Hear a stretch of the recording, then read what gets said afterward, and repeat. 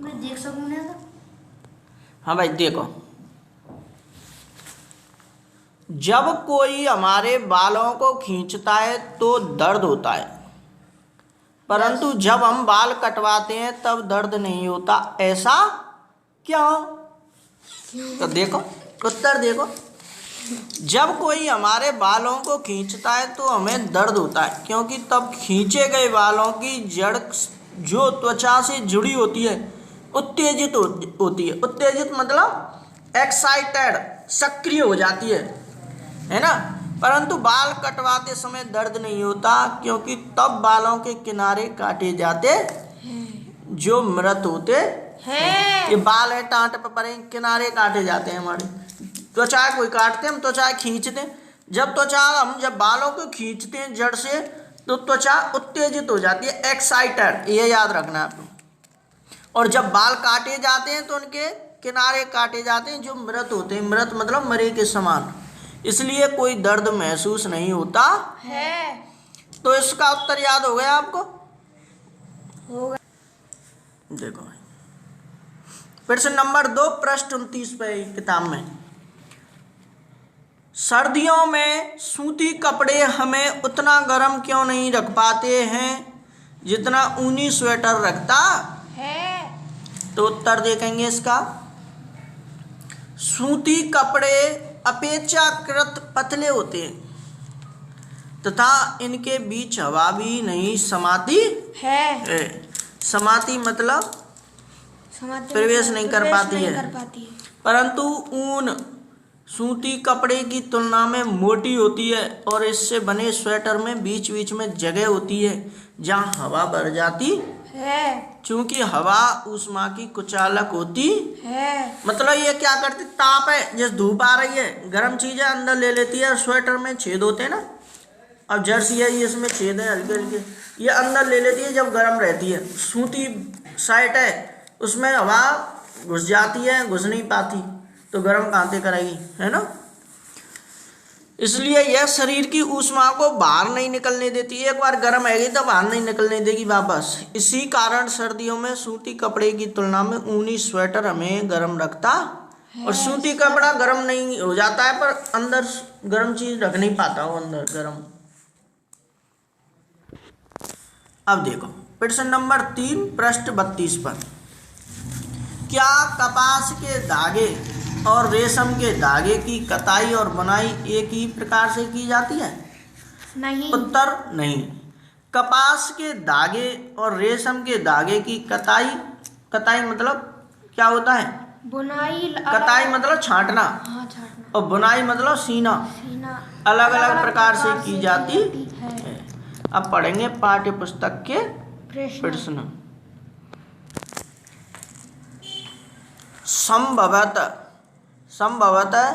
संभवतः आपने नर्सरी कक्षा में निम्नलिखित पंक्तियां पढ़ी होंगी। नर्सरी जाने, यूकेजी तो छोटी रहे है ना, यूकेजी एलकेजी फिर नर्सरी है ना। Nursery, baa baa black sheep have you any wool, खा कह रहा Mary had a little lamb whose fleece was white as snow. अब देखो इसके बाद ऊपर लिखी पंक्तियों के आधार पर यह बताइए कि ब्लैक शीप कहते हैं, ब्लैक माने काला और शीप माने काली भेड़। भेड़, तो काली भेड़ के किन भागों में ऊन होती है? दूसरा प्रश्न कह रहा है, पहले को उत्तर देखो, ब्लैक शीप मतलब काली भेड़ के मुख्यतः पेट और पीठ पर ऊन होती है। पेट पर है और पीठ पर ऊन होती है। देखो ब्लैक शीप काली भेड़ के मुख्यतः पेट और पीठ पर ऊन होती है। और दूसरा उत्तर कह रहा है, मेमने लैम्ब कहते हैं जिसे, कि सफ़ेद रोमों का क्या तात्पर्य, मतलब सफ़ेद बालों का, रोम कहते हैं बालों का क्या तात्पर्य। तो खा का उत्तर देखें, मेमने लैम्ब के सफ़ेद रोमों से तात्पर्य सफ़ेद बालों से है जो ऊन बनाने के काम आते हैं। अब अब देखो प्रश्न नंबर 2, रेशम कीट कैटरपिलर बा है ना, बाय लार्वा सही विकल्प चुनिए। मतलब रेशम कीट कौन सा होता है, कैटरपिलर को कहते हैं या लार्वा को कहते हैं? तो उत्तर है इसका केवल। रुको, उत्तर है इसका ये का, केवल आ। तो इसका उत्तर ये होगा का। कैटरपिलर को ही रेशम कीट कहते हैं, है ना। अब आ जाओ प्रश्न नंबर 3, है ना। निम्नलिखित में से किससे ऊन प्राप्त नहीं होती है? याक से प्राप्त होती है, ऊंट से प्राप्त होती है, बकरी, घने बालों वाला कुत्ता। बताओ किससे? बकरी से प्राप्त होती है, घने वाला कुत्ता बकरी से की ऊन काम नहीं आती, बस ऊन प्राप्त होती है। घने बालों वाला कुत्ता तो कोई सो हो, कुत्ता ही ऊन काम ना आवे। नाम जब ही तो कुत्ता है वो कुत्ता, जहाँ को कछु काम ना आवे वो कुत्ता, है ना। है ना, पोमेलियन कछु ये काल कुत्ता है जाके आ जावे नहीं। ज्यादातर 100 में थे 90 कुत्तान की ऊन काम नहीं आते, बाल बेकार है, ऊन काम नहीं आते। कुत्ता तो एक ही है, पोमेलियन। अब देखो प्रश्न नंबर 4, वही तो घने बाल वाला कुत्ता है ना, ऊन काम नहीं आती कुत्तान की, सबसे शेर है ना। ज्यादातर देखो निम्नलिखित शब्दों का क्या अर्थ है? पालन किसे कहते हैं? ऊन की कटाई, रेशम कीट पालन किसे कहते हैं, ये समझेंगे। अब समझेंगे पहले पालन। किसी को पालना पोसना पालन कहलाता है। जैसे रेशम कीट पालन, भेड़ पालन आदि उदाहरण है इसके। किसी को पालन, जैसे कोई बच्चा पाल लो है तो बच्चा पालन, कोई भेड़ पाल रहा है तो भेड़ पालन, कोई रेशम कीट पालन तो रेशम कीट पालन। जानते हो रेशम कीट पालन? देखो रेशम कीट पालन क्या होता है। देखो रेशम कीट पालन करके हम रेशम के वस्त्र बनाए जाते हैं, है ना, ऊनी वस्त्र। अब आ जाओ दूसरा, ऊन कटाई। ऊन कटाई क्या होती है?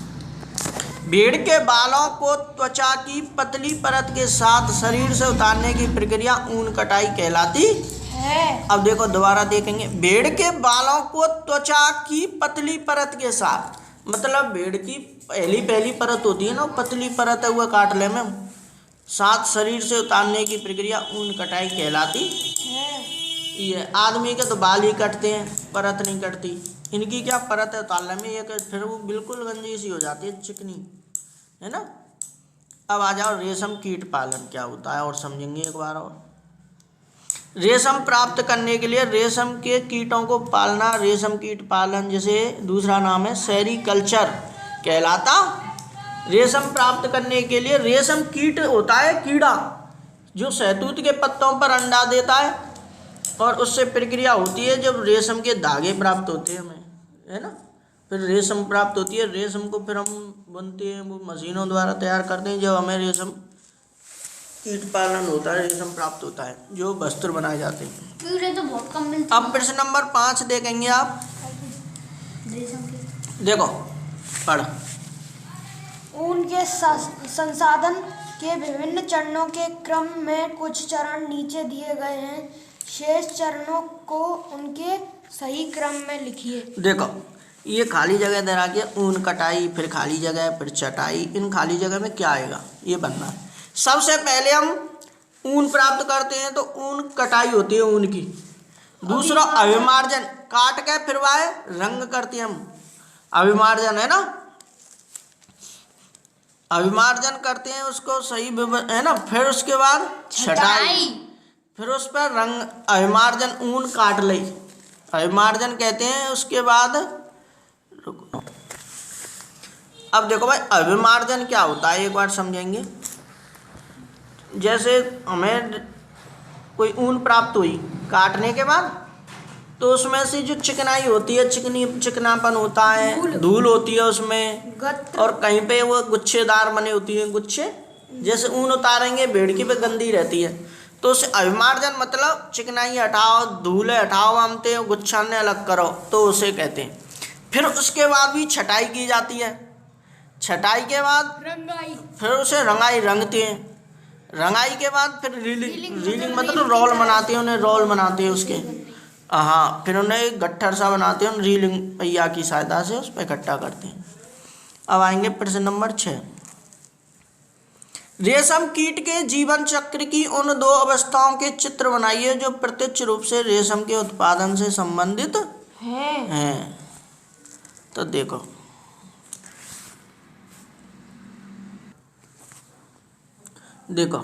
ये प्रश्न नंबर 6 का उत्तर है। ये प्रश्न क्या कह रहा है एक बार और समझा देता हूं मैं। ये चित्र बनाने हैं इसमें आपको।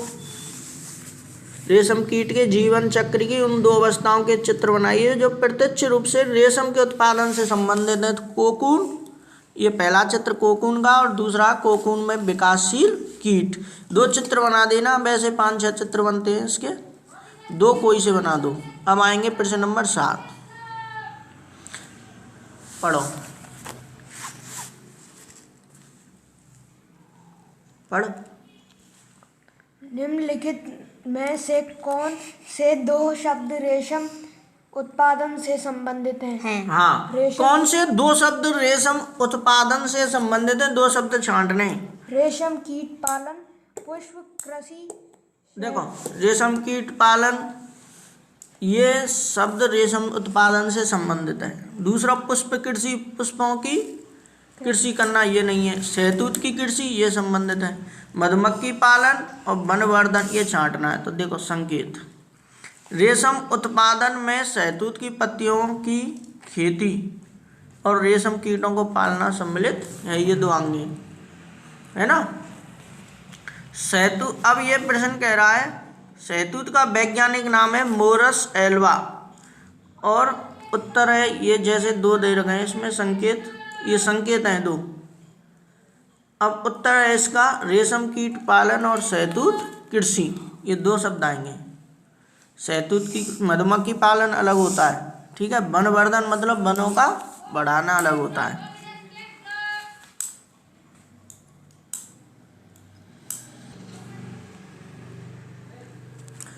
इसका 7 में का उत्तर केवल इतना लिख देना आपको, 12 है ना। मिनट है। रेशम कीट पालन और शहतूत कृषि। अब प्रश्न नंबर 8 पढ़ेंगे आप। देखो, ये मिलान चिन्ह है भाई, देखो है ना, मिलान चिन्ह करेंगे आप। कॉलम ए में दिए गए शब्दों को कॉलम बी में दिए गए वाक्यों से मिलाइए। अभिमार्जन, अभिमार्जन क्या होता है ये, है ना। अभिमार्जन क्या होता है? रेशम फाइबर उत्पन्न करना। रेशम फाइबर मतलब रेशम फाइबर कहते हैं, फाइबर के धागे उत्पन्न करता है, गलत। अभिमार्जन का मतलब तो वो होता है चिकनाई, धूल, ऊन में से हटाना। ऊन देने वाला जंतु, ये भी गलत, ये नहीं हो सकता। रेशम कीट का भोजन, ये भी गलत।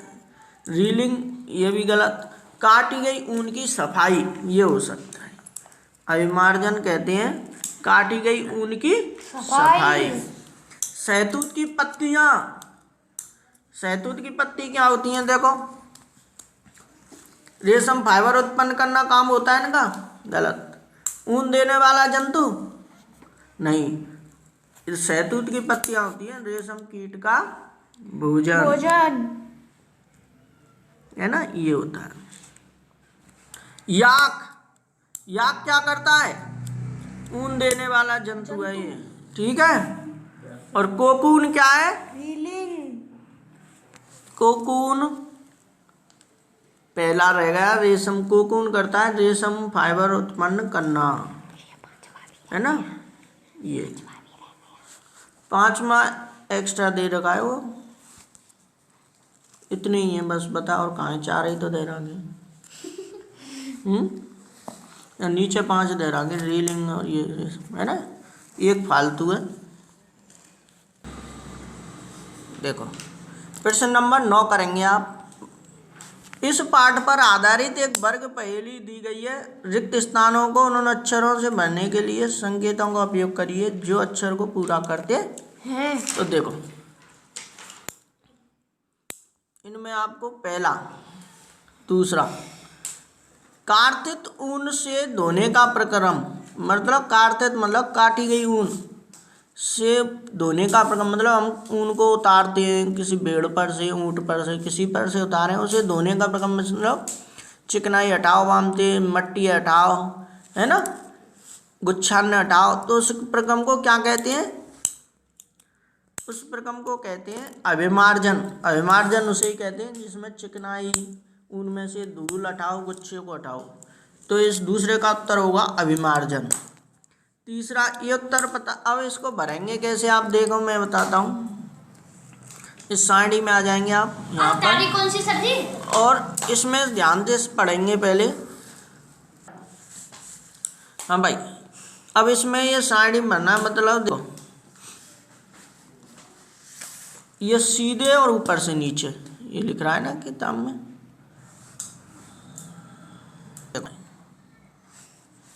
ये प्रश्न नंबर 9 आपको इससे समझा रहा हूं मैं। देखो ये सारणी पहेली आएगी आपके लिए खाली, और ये भरनी है आपको, ठीक है। तो इसमें क्या है, ये 2 3 4 लिख रहे हैं ना, 2 3 6, ऐसे ये 2 दूनी 4, 2 तिया 6, 2 चौके 8।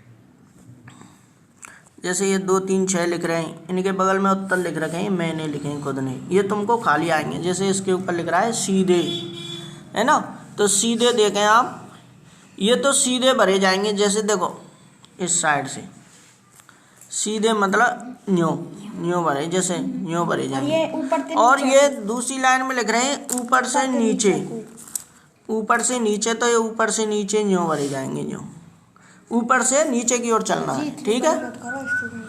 अब देखो पहले तो इन पॉइंटों के आप पर उत्तर आने चाहिए। सबसे पहले उत्तर नहीं आएंगे तो पहले ही नहीं भर पाएंगे आप। अब देखो, अब इनके उत्तर पढ़ेंगे आप पहले। सीधे ये 2 3 6 ये सीधे बनने हैं आपको पहेली में।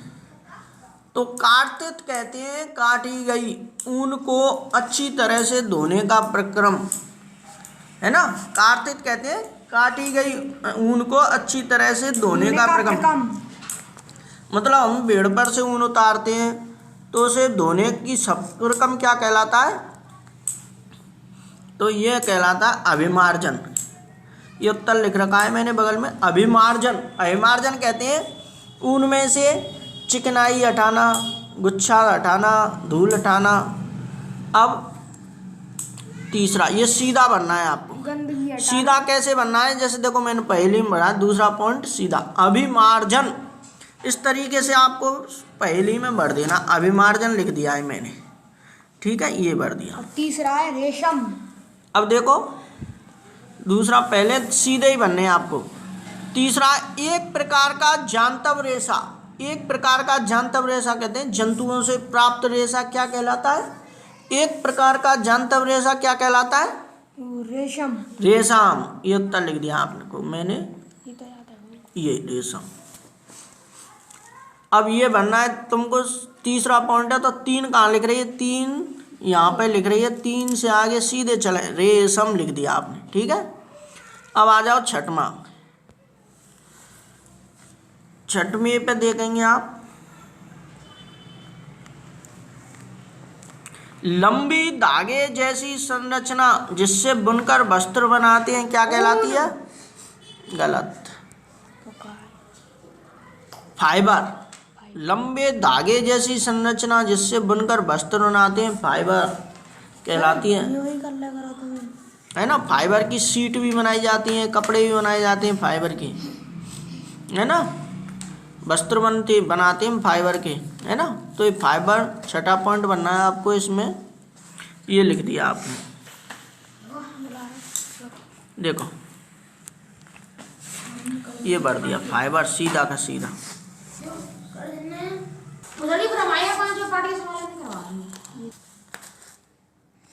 हाँ भाई,